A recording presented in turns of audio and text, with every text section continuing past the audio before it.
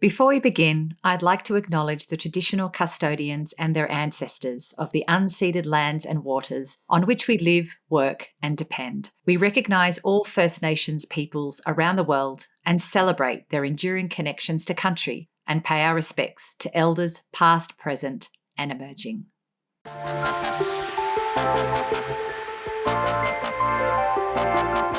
Welcome back to the third season of I Think You're on Mute. There's so much to unpack as we dive into another year filled with challenges and progress in the humanitarian sector. As crises continue to unfold around the globe, our conversations in this season aim to inform and influence those making the decisions. By popular demand, we're taking a deep dive into anticipatory action, exploring the latest developments and future directions in this space in the first 2 episodes of this season.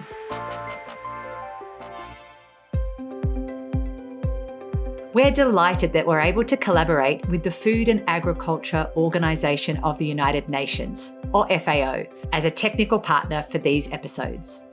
This builds on a collaboration with FAO on the Humanitarian Horizons report launched in October last year, On the Front Foot, envisioning a model for anticipatory action in the Pacific. You can find a link to this in the show notes. Then we'll bring you all the insights from our Humanitarian Horizons research program, which is wrapping up this year. This is I Think You're on Mute, a podcast exploring who's talking and who's listening in a humanitarian emergency and how we can improve humanitarian response for the better. I'm your host, Beth Eggleston. So, what makes anticipatory action such a game changer in humanitarian response? By forecasting when hazards will strike, analysing their risks, agreeing on actions, and enabling financing ahead of time, humanitarian organisations and communities can act before disasters hit. This way, anticipatory action saves lives and livelihoods and ultimately preserves people's self-sufficiency. It's a faster, more efficient, and more dignified way to protect people against predictable crisis. We want to shift the humanitarian system to be more proactive instead of reactive. But for anticipatory action to reach more people, cover more locations, address more types of hazards, and create lasting impacts in the lives of the most vulnerable, more can and must be done. So, what has happened in this space since our last season? New global standards and guidelines are being developed to standardise anticipatory action practices and ensure effective implementation. And there is a growing focus on integrating anticipatory action into national and regional disaster management policies and frameworks.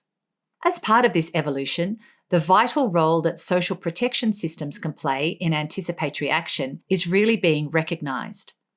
But what exactly is social protection? Essentially, it refers to policies and programs designed to reduce and prevent poverty and vulnerability. Anticipatory action can tap into existing social protection systems to respond to potential crises swiftly and efficiently, leveraging existing administrative structures, databases, and distribution networks. But what makes this approach particularly powerful? Anticipatory action can enhance the targeting of social protection programs, ensuring that resources reach those most at risk, like low-income households, elderly individuals, or marginalised communities, before disaster strikes. Social protection programs that incorporate anticipatory action, like early cash transfers or food assistance, empower communities to take proactive measures to safeguard their assets, self-sufficiency, and well-being. This approach ensures that vulnerable groups who might otherwise be excluded from post-disaster assistance receive the support they need, helping to promote social equity. By institutionalising anticipatory action within social protection systems, preparedness becomes a regular part of disaster risk management, rather than an ad hoc or reactive measure. Constantly at risk of natural hazards, from drought to typhoons and floods. The Philippines sees its most vulnerable and marginalized populations constantly on the verge of losing their livelihoods and agriculture assets, vital to sustain food security. Innovative methods to disaster risk management are needed more than ever. I'm thrilled to be joined now by Rhodora G, who is the Director of the Policy Development and Planning Bureau Department of Social Welfare and Development in the Philippines, a government agency that focuses on implementing social services, protecting vulnerable populations, and promoting social development. Director Alday, it's so lovely to have you on the podcast. Thank you, Beth. It is my pleasure to be here in your podcast to share the Philippine experience in social protection and specifically in the pilot testing anticipatory action and its integration in our existing SP systems.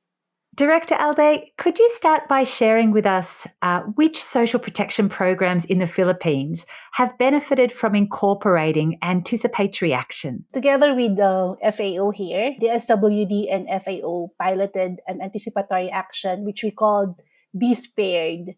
So Be Spared stands for Building on Social Protection for Anticipatory Action and Response in Emergencies and Disasters. So it's quite a mouthful. And from the project name itself, the project was introduced as an approach to disaster management with focus on reducing impacts of imminent disasters. So that's how anticipatory action was introduced as part of our disaster response.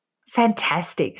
And in what ways have you seen anticipatory action build greater community resilience?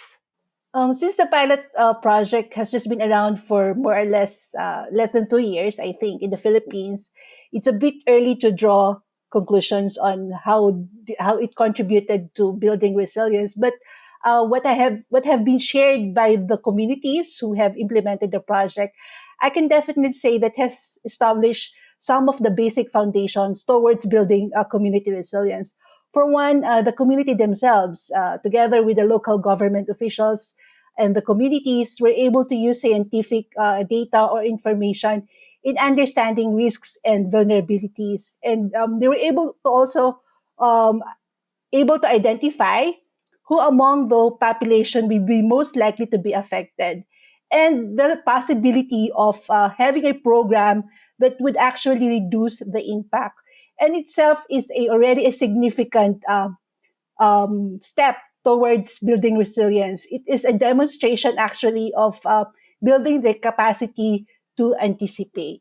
So that's, I think, one. And then the second is, of course, improving the existing governance mechanism. As I have mentioned earlier, it was integrated in the existing disaster response mechanism of the Philippines. It doesn't have to be a new one, but actually improving on how the way we do things, which is, I think, also a significant element in building community resilience. And now looking to the future, Dr. Alday, what would you like to see done in the area of social protection going forward?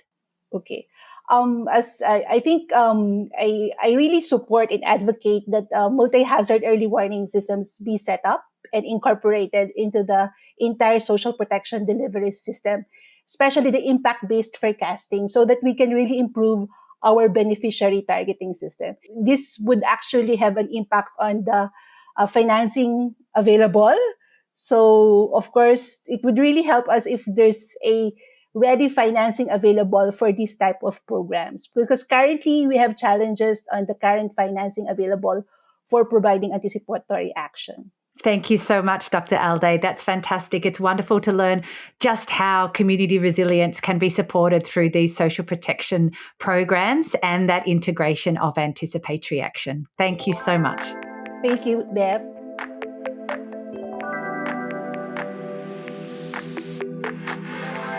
Another big development in the intersection of anticipatory action and social protection is the move towards shock responsive social protection, or SRSP for short. FAO is a leader in exploring this space.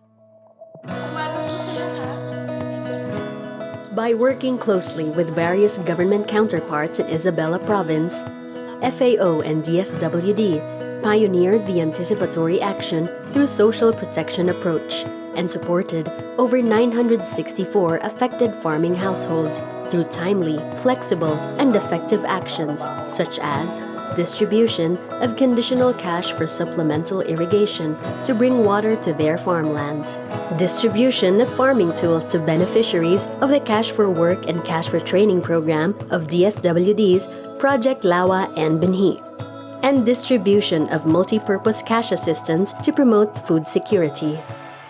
Recently, the FAO Regional Office for Asia and the Pacific conducted an independent evaluation of a program aimed at promoting both anticipatory action and SRSP in the ASEAN region, with a focus on sustainable financing.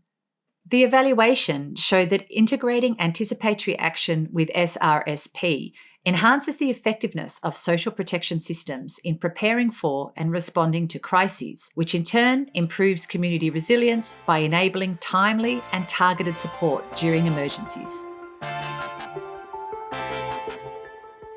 I'm so pleased to have Ruth Georget joining us from the Philippines. Ruth works in social protection with FAO. Ruth, would you like to introduce yourself to our listeners, please? Hi, Beth.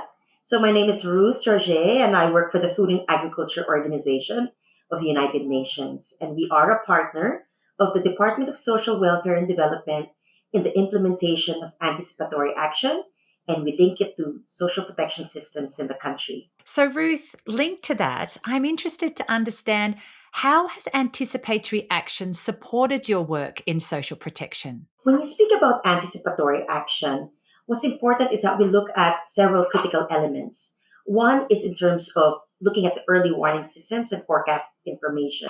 This will help us determine the potential severity of a disaster. But what's important with this information is how is it used to be able to inform communities and government to respond.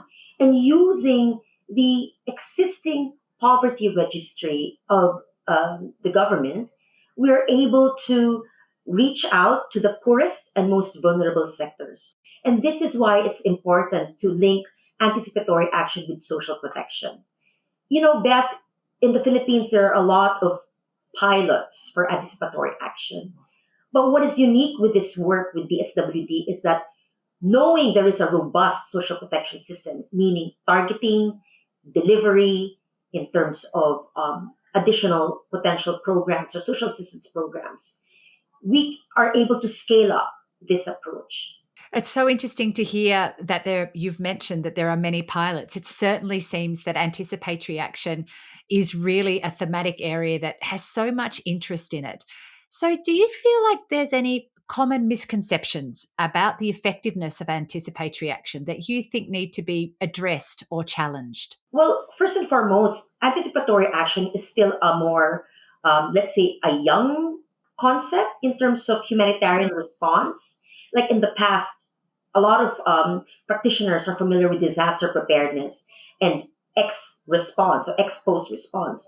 But anticipatory action is different because it requires, like I said, information, a robust science that will give you accurate information for a potential severe hazard. Let's say typhoons. And with that information, if you reach a particular threshold, then you should be able to deliver services that will help save lives and protect livelihoods.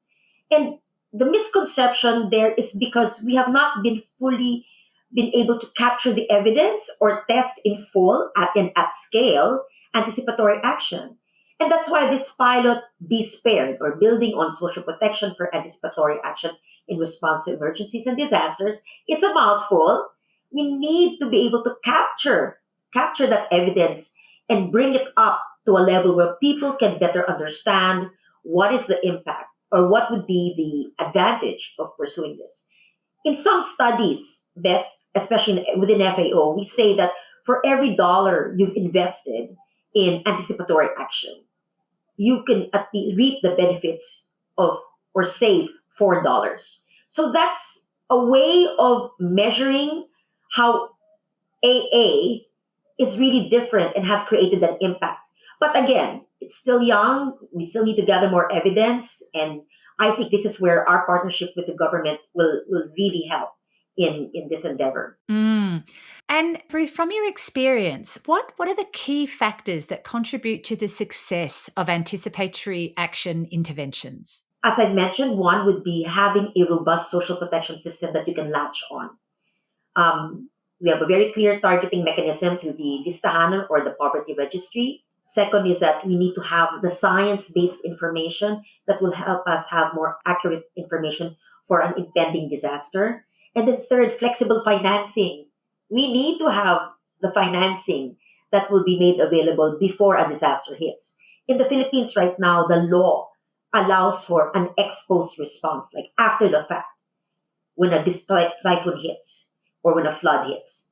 But there is no existing policy or legislation that will make available what we call anticipatory cash transfers before a disaster. So that's really one of the bottlenecks. No? But so the success is the partnerships that we have with government, the robust social protection systems, the collaborative efforts with also international non-government organizations. No? So it's important for us to have those critical facilitating factors to move. But at the same time, no, there are still bottlenecks. Thank you, Ruth. It's so great to hear from your experience around what needs to be challenged, what's working, and what needs to be scaled up in the future. Thank you so much for joining us today. Thank you, Beth. The FAO evaluation highlights 7 key recommendations: improving coordination and budget alignment across agencies, integrating anticipatory action and SRSP into government systems, reforming financial management for sustainable funding, building technical capacities for early warning systems, enhancing monitoring and evaluation practices, clarifying terminology to avoid confusion, and ensuring inclusivity and effective community engagement in program design. These steps are crucial for strengthening anticipatory action and SRSP in the region, ensuring better protection against predictable crises, and supporting people's livelihoods, self-sufficiency, and well-being.